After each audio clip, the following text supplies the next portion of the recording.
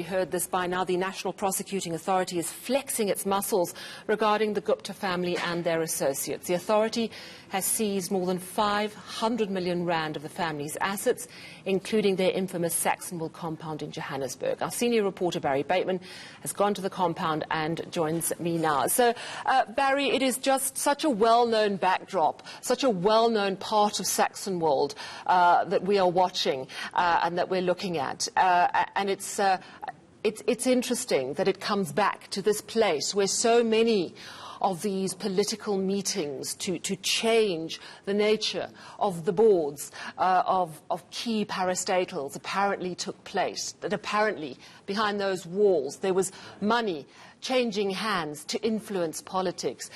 It is such an important icon, really, for us here in South Africa, but very quiet there today, I understand. Tell us what you saw in the wake of this news about the assets being seized.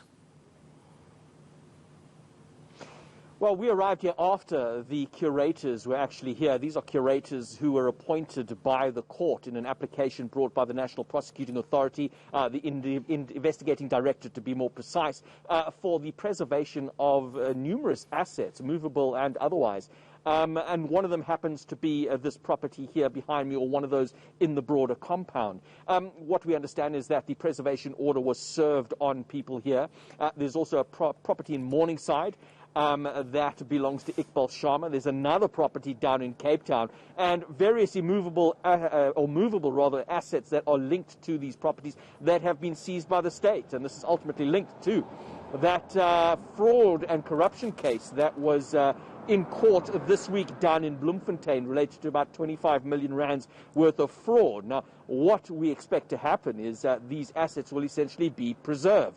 And they will remain preserved by the curator for the period of the criminal prosecution until such time that there is a successful prosecution, in which case the state is then in a position to sell these assets to recover what was lost due to the criminal activity. And I think it's an interesting moment, because South Africa has said for so long, how long are we going to wait before we see action on the Guptas? When are they getting extradited back to South Africa? Of course, we saw yesterday that red notice, the international arrest warrant sent out to Interpol from South African police to try and get them back to South Africa. And then today this. Do you think there's a sense that the net is closing in, or do you think there's still a long way to go, Barry? You know, Sally, we thought the net was closing in on them, 2 years ago or so, when there was a big initial asset seizure and an application by the NPA, which was ultimately reviewed and set aside by the court. So I suppose it's just going to be a little bit of time before we actually see some more concrete action. And let's try and get a successful prosecution first, I think, before we can say the net is actually closing in on the Guptas.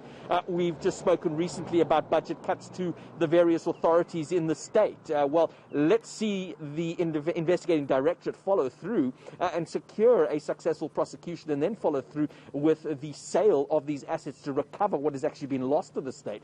And given the pressures that the state is under, I think I'm a bit reluctant to say at this stage that the net would be closing in. All right. Well, thank you so much for your reporting.